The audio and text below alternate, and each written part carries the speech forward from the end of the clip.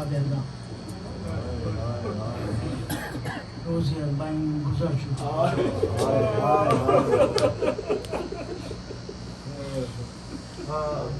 بامیان مجلس اور منتظمین مجلس کی جانب سے مجھ سے کہا گیا ہے کہ آپ لوگوں کے لیے دعا کی جائے کہ سال آئندہ تک اللہ آپ سب کو قائم دائم رکھے اور آپ کے دلوں کو غموں سے دور رکھے. کوئی غم نہ دے سوائے غم حسین کے. بس یہی ایک دعا ہے کہ اللہ ہمارے ان آنسوں کو سب پہ قبولیت عطا فرما اور ہمارے عمل میں وہ اخلاص عطا فرما کر جو تجھے درکار ہے. ابھی آپ نے نوحہ سنا شہزادی زینب کا. 7 پیشخانوں کے بعد تو چاہتا ہوں کہ کچھ اشعار اپنے بھی نظم آپ کو سناؤں. ہم حسینی ہیں عزادار کوئی کیا جانے. ہم حسینی ہیں عزادار کوئی کیا جانے. جانے زہرا کے ہیں غمخوار کوئی کیا جانے. جانے زہرا کے ہیں غمخوار کوئی کیا جانے. توق تھا کتنا گرا بار کوئی کیا جانے. توق تھا کتنا گرا بار کوئی کیا جانے. سر اٹھانا تھا دشوار کوئی کیا جانے. منزلیں کتنی تھی دشوار کوئی کیا جانے. کیسے گزرا ہے وہ بیمار کوئی کیا جانے. کوفے کے کوچو بازار کوئی کیا جانے. ابن مرجانہ کا وہ دربار کوئی کیا جانے. قیدیوں میں وہ مختار کوئی کیا جانے. کیسے بیمار میں کی گفتار کوئی کیا جانے. بس یہی سے ربط مصائب ہے کہ زین العابدین کے لیے یہ منزل شہادت تھی جو کہ کوفے کا دربار تھا. دربار میں داخلہ تھا. اس زخم کو دوستوں نے پوچھا امام سے کہ مولا آپ سے پہلے اور آپ کے بعد بھی لوگ کوفے کے دربار میں آئے. ان کا انداز اور آپ کے انداز میں بڑا مسلم ابن عقیل کو زخموں سے چور کر کے لایا گیا لیکن وہ سر اٹھائے کھڑے رہے. ہر بات کا ترکی و ترکی تہذیب سے جواب دیتے رہے. مختار کو گرفتار کر دیا. نہ مختار کی آنکھوں میں خوف تھا نہ انہوں نے سر جھکایا تھا. لیکن جب آپ کو دربار میں لایا گیا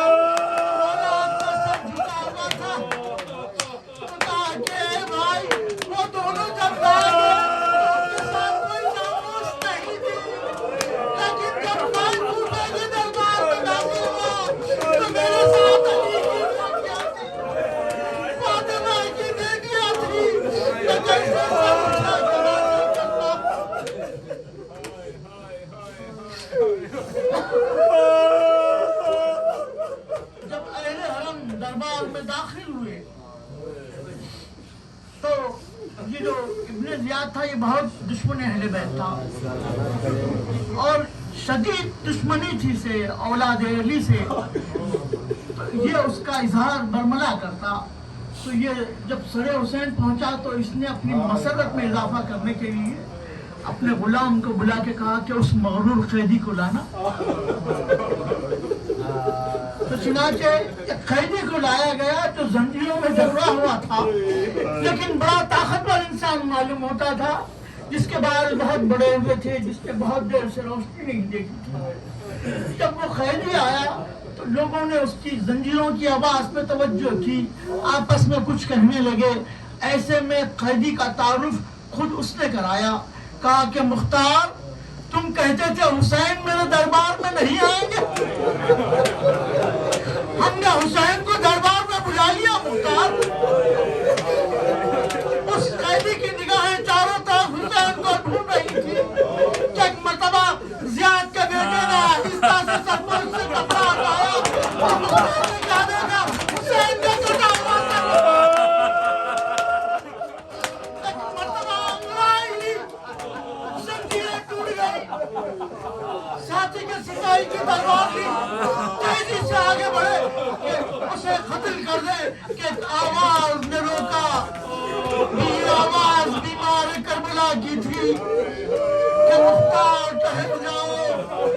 مختار نے آواز سے پہچان لی کہ یہ علی کا لہجہ ہے. اب مڑ کے دیکھنا چاہتے تھے کہ مختار ادھر نہ مڑنا، ادھر نہیں نہ پہچاننا، ادھر مڑنا کوئی سوچ نہیں پڑتا.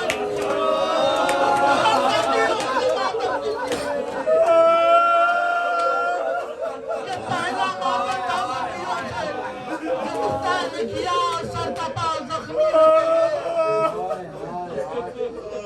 اس کے بعد کی منزلیں اور دشوار تھیں.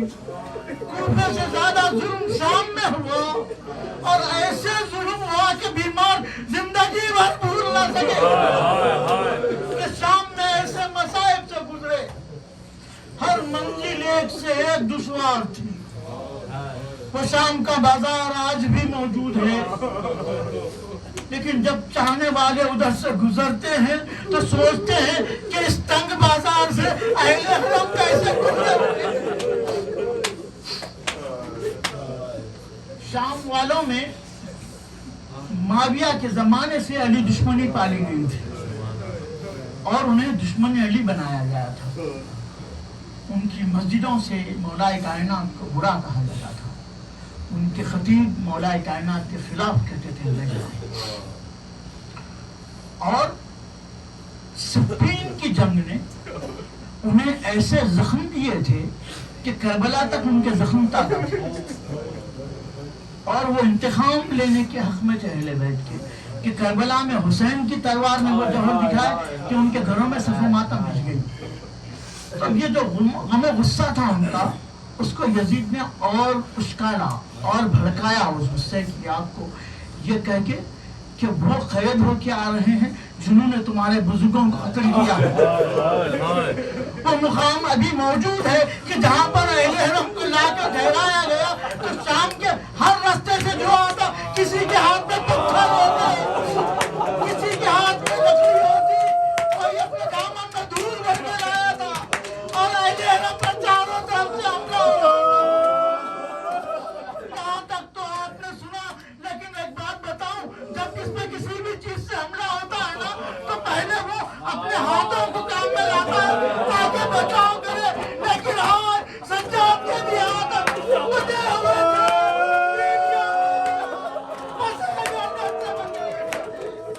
سرتابہ قدم اہل حرم خون میں نہاتے رہے. اور پھر وہ دربار کی منزلیں، اور پھر جب زندان سے رہائی ملی تو اس کا احوال یوں ملا کہ یزید نے امام کو بلوایا اور جب امام پہنچے تو کہا کہ امام سے لوہے کے زیورات کو علیحدہ کیا جائے. 1 سال سے زیادہ قید کی وجہ سے نہ ہتھکڑیاں کھل پا رہی تھی، نہ توق اتر پا رہا تھا، نہ بیڑیاں اتری جاتی تھی. اس لیے کہتے ہیں کہ لوہار کو بلایا گیا کہ جو کاٹ کر انہیں علیحدہ کیا. جب توق کی باری آئی تو وہ لوہار جو توق اتارنا چاہتا تھا کافی دیر تک چیخے مارتے رہا. بعد میں اس کے ساتھیوں نے کہا کہ بھائی تجھے سکون نہیں ملتا، جب سے توق اتار کے آیا ہے کہا کہ میں کیا بتاؤں. توق نے کی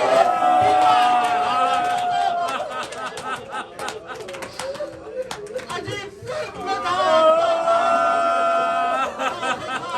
کے ساتھ.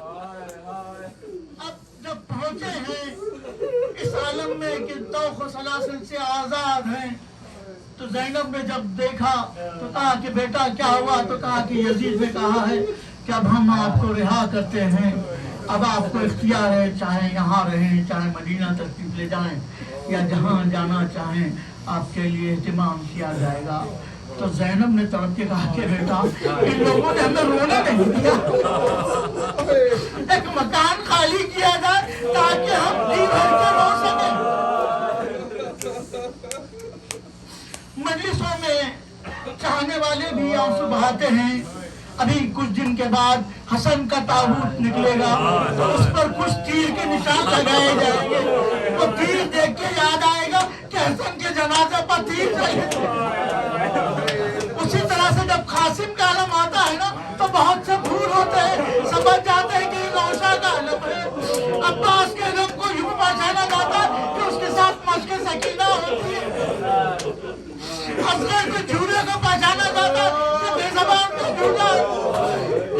یہ جو مجلس تھی نا اس کے اندر کیا تھے تبرکات جانتے ہیں عمر باپ کی گودی میں ایسے کرتے کہنا کی گودی میں اہلیت پر کر سکتا فرمایا کی گودی میں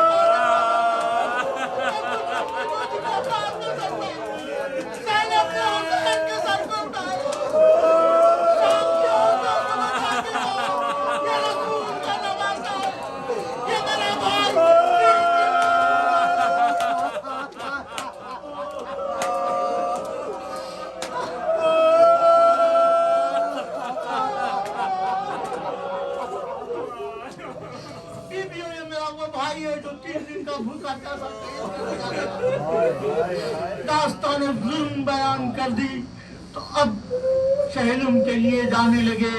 جب اونٹ بار ہو چکے تو زینب نے سید الساجدین کو بلا کے کہا کہ ایک بار سکینہ سے رخصت ہونا چاہتے.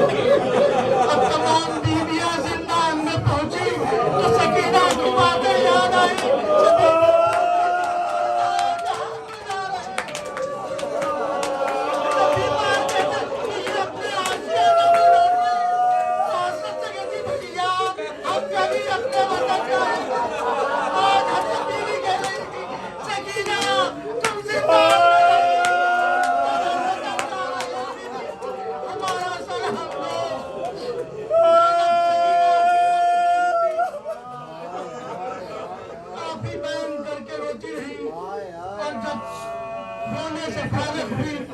شام کی عورتیں جمع تھی ان کو مخاطب کر کے کہا کہ یہ میرے جگر کا ٹکڑا ہے جو چھوڑے جا رہی ہو, کبھی فرصت ملے تو آنا. ایک شمع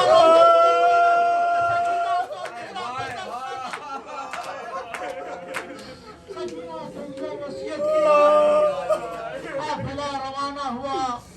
ادھر جابر ابن عبداللہ انصاری پہلے ظاہر ہیں اور ان کی بصارت بہت کمزور ہو گئی تھی, نابینا سے ہو گئے تھے. لیکن جب خبر حسین پر خسارہ رکھ کے آنسو بہائے تو ان کو حسین نے بینائی عطا کی. اور اس کے بعد قبر سے ایک آواز آئی کہ جابر, سال بھر قید کی مشقتیں برداشت کرنے کے بعد میرا بیٹا آ رہا ہے, جاؤ اس کا استقبال کرو. جابر نے مدینے سے جو قافلہ نکلا تھا اس کی کیفیت سن رکھی تھی. شام سے اہل حرم نکلے تھے تو ذہن میں تھا کہ کوئی بڑا سا قافلہ آ رہا ہے.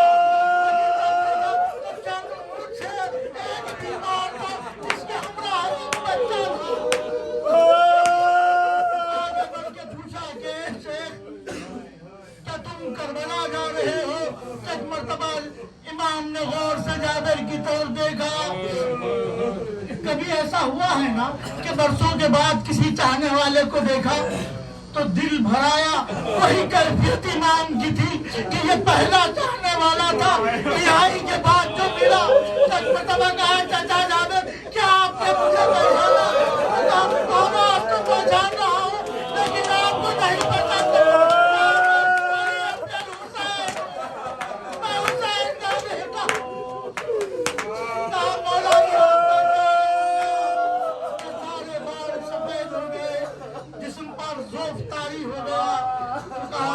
ہم پر قیامتیں گزر گئی. اب قافلہ کربلا کی سمت بڑھ رہا ہے. جابر ضعیف ہیں, بڑی مسافت طے کی ہے. امام سے اجازت لی, بلکہ امام سے گزارش کی کہ مولا ابھی حرم مقدس امام حسین کا فاصلے پر ہے, آپ سواری پر تشریف ہو جائیں تاکہ سارا قافلہ سوار ہو جائے. تو یہ سننا تھا کہ تو امام کی آنکھوں سے خون کے آنسو ٹپکنے لگے. جابر نے کہا مولا اس قدر رونے کا سبب کیا ہے؟ کہا جابر جو منظر یہ آنکھیں دیکھ رہی ہیں نا اور تم نہیں دیکھ رہے ہو, جنت سے ہمارے جد رسول خدا ہے, علی مرتضیٰ ہے, ہماری دادی فاطمہ زہرا ہے, حسن مصطفیٰ پنجتن کا قافلہ پیدل زیارت کے لیے جا رہا ہے. کیسے سواری پر جابر ایک فاصلے پر رک گئے. قافلہ کربلا میں آگے بڑھ گیا تو تاریخ یہ کہتی ہے کہ ہر بیوی اس بات کا انتظار کرتی رہی کہ اونٹ بٹھلایا جائے تو وہ اترے اور پھر روزے پہ جا کے سلام پہنچائے. لیکن زینب نے جب حسین کی قبر کو دیکھا تو اپنے آپ کو اونٹ سے بنا دیا. اس کے بعد کھڑی ہونا چاہیے. بچوں میں سے انداز میں گولیاں اور گھٹنوں کے بعد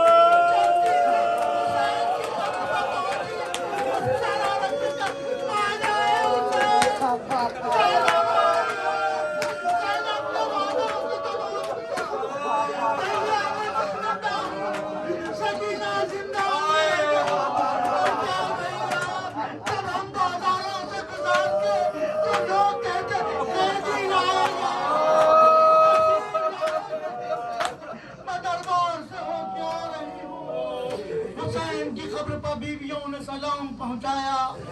ماتم کرتی رہی لیکن کربلا کی زمین اس وقت لرزنے لگی جب زینب نے فرات کا رخ کیا. صحیح زینب نے کہا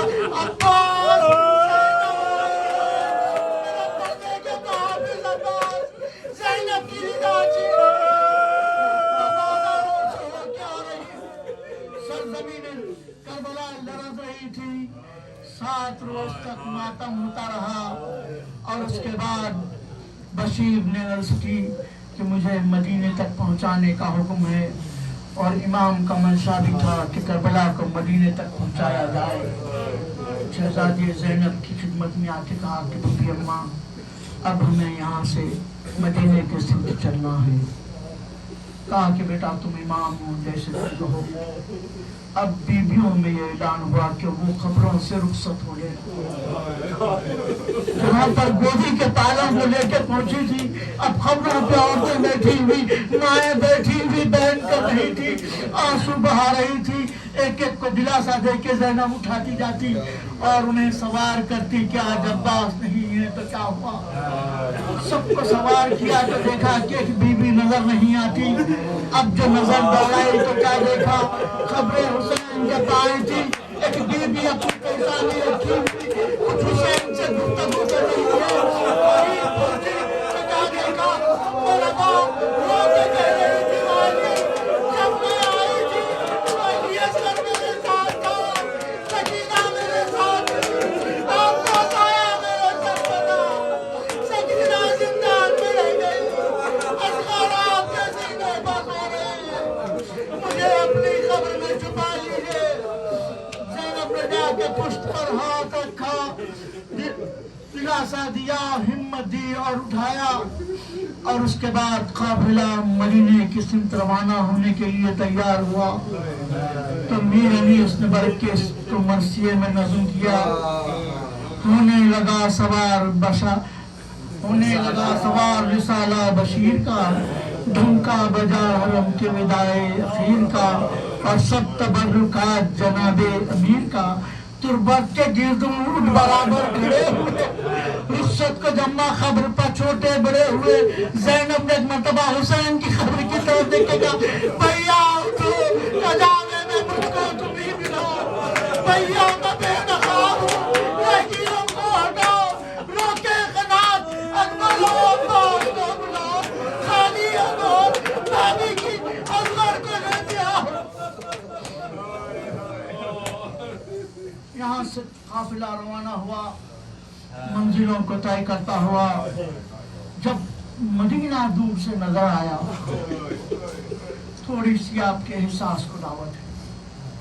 میں جانتا ہوں سب پردیس میں ہیں تو جیسے جیسے اپنا شہر قریب آتا ہے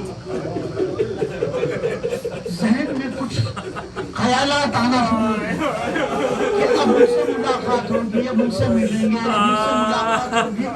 لیکن جب بیویوں نے مدینے کو دیکھا تو مدینے میں سہاگ کربلا میں اتر گئے تھے.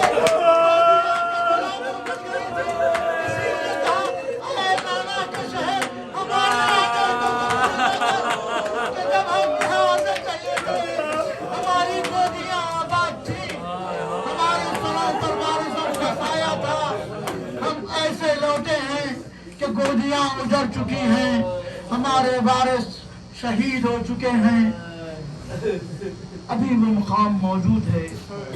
बहुत से मोमिनीन ने उसकी ज़ियारत की है कि जहाँ ये लुटा हुआ काफिला रुका मदीने के बाहर, जो चौथे इमाम के मकाम से मौसूल मुकाम, वहाँ पर ये काफिला आके रुका।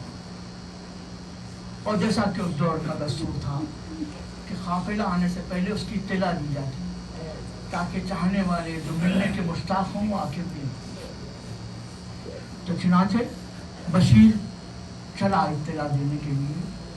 तो जब बशीर ने मदीने में जाके खबर पहुंचाई तो जो लोग मुलाकात के लिए आए उसमें सरे फहरिस्त जो सबसे बड़ा नाम आता है वो मोहम्मद हनफिया का नाम। ये इमाम हुसैन के छोटे भाई हैं, बड़े बहादुर हैं।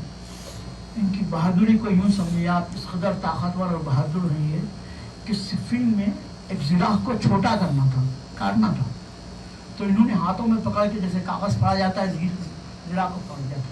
इतनी ताकत थी इनके हाथों में, बड़े बहादुर हैं।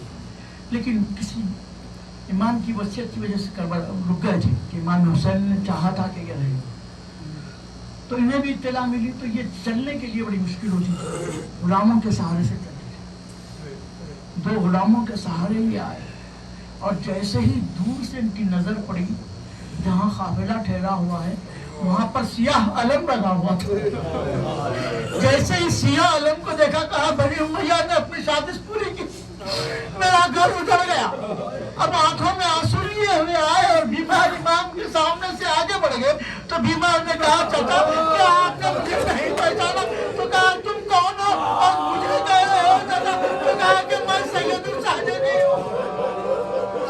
तो एक मर्तबा रुके, बीमार थे, करीब में बैठ गए चौथे इमाम के और पूछने लगे कि फर्जंद बताओ काफिले पे क्या गुजरी। तो इमाम एक एक वाक़े को बयान कर रहे हैं और हर वाक़े को बयान करना इमाम को शहीद कर रहा है। कभी अकबर के जख्मी होने का जिक्र किया, कभी अब्बास के जख्मी होने का जिक्र किया। सबसे आखिर में कहा कि जब बाबा शहीद हो गए तो एक मर्तबा फरज हम में अपनी दोनों बाहें इमाम के गले में, अब जैसे ही मोहम्मद हनफिया ने अपनी बाहें इमाम के गले में डाली, बीमार इमाम तरफ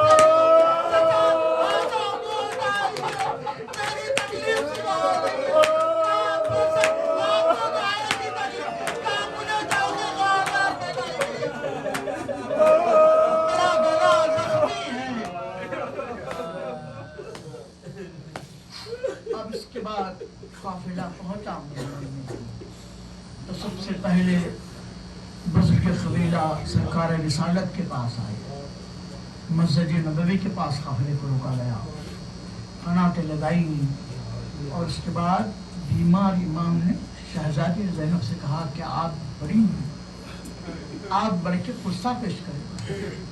तो अब ज़ैनब ऊँट से उतरी, नाना की लहद पर पहुंची और जब अपने दोनों हाथ के कहा अस्सलाम अलैका या जद्दा, अस्सलाम अलैका या रसूल अल्लाह, तो क़ब्र रसूल का नहीं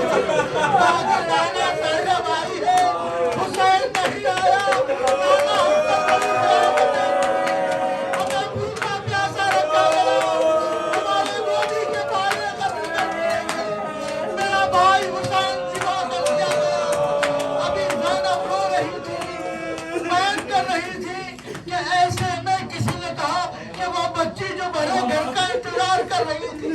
वो बच्ची आई है। और फिर मखातिल कहते हैं कि ज़ैनब के दिल पर एक तीर ऐसे लगा कि फातिमा सुगरा ने ज़ैनब को नहीं पहचाना और आगे बढ़ गई। तो कहा बीबी वो यही ज़ैनब है। तो पलट कर आई, बड़ी गौर से फूफी की तरफ देखा, बहुत देर के बाद कहा कि फूफी अम्मा ये तो आप ही नजर आ रही है, लेकिन ये कैफियत क्या हो गई कि कमर खमीदा हो गई है, बाल सफेद हो गए हैं, जिस्म पर सारे झुर्रियां आ गई हैं, तो कालम तारी है। तो कहा कि हुसैन के बाद ज़ैनब ऐसे ही अब ज़ैनब सोचती है कि बच्ची को खबर शहादत कैसे दी जाए, कैसे तफसीलात बयान की जाए। तो इस मरहले में खुद फातिमा सुगरा ने ज़ैनब का साथ दिया कि खुद नाम ले लेके पूछना शुरू किया। पूछा کہ میرا بھیا علی اکبر نظر نہیں آتا. میں نے قدموں کے نشان اٹھا رکھے ہیں. تو کہا کہ جسے 18 سال منتوں سے پالا تھا بچی کھا کے دنیا سے گزر گیا. اس کے بعد پوچھا کہ میرے چچا عباس نظر نہیں آتے. تو کہا میرے پردے کا محافظ فراق کے کنارے جانے کا لایا. کہا انہیں محمد نظر نہیں آتے. تو کہا میں نے انہیں حسین کو قربان کر دیا. اور اس کے بعد پوچھا کہ ایک ایک کو پوچھا. لیکن اب جب پوچھنا ختم ہوا اور حسین کی شہادت کو سنا تو غش کھا گئیں روتے روتے. اور جب غش سے اٹھی تو چہرے پہ ایک اطمینان تھا. اب پوچھنا اس لیے مناسب نہیں سمجھا کہ یقین تھا اب جسے نظریں بھول گئی وہ تو آیا ہوگا. کبھی فروا کی گودی میں, کبھی لیلا کی گودی میں, کبھی رضا کی گودی میں. ایک بیوی کے قریب جاتی ہے, مایوسی بڑھتی جاتی ہے. زینب نے کہا بیوی کسے دور نہیں ہو. کہا میرا بھیا علی ہے.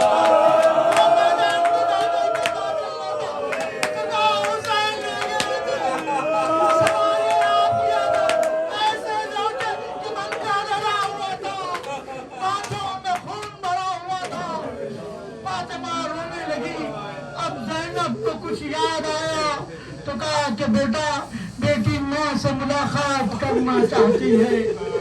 آپ جانتے ہیں کہ بیٹی ماں کے سوا کسی اور سے اپنا درد کہہ نہیں پاتی. اب تو ساری رکاوٹیں ہٹا کے بقی کو سامنے کر دیا گیا ہے روضہ رسول کے. اس زمانے میں مکان بنے ہوئے تھے, راستہ تھا. بہرحال مسافتیں طے کر کے بقی کے پاس جب پہنچی ہیں زینب تو وہی قبر حسین والی کیفیت تھی کہ اپنے آپ کو اونٹ سے گرایا اور اس کے بعد چل کے نہیں گئی بلکہ کونیوں اور گھٹنوں کے بل قبر سیدہ پہ پہنچی. اور اس کے بعد کہا کہ اماں زینب آئی ہے, اماں حسین واپس نہیں آیا, اماں ہمارے چھوٹے بڑے شہید بیٹے ہیں. بڑے درد سے کہا اماں جب کوئی سفر پہ جاتا ہے تو سوغات لاتا ہے. اماں میں بھی سوغات لائی. نانا کے پاس ماں بہن نہ ہوتے تو بتاتی کہ میرے پاس نہیں ہوتا. رسی میں دکان ہے, مجھے درباروں میں بلایا گیا اور اس کے بعد حسین کا خون بھرا کرتا نکالا. کہا اماں آپ نے جب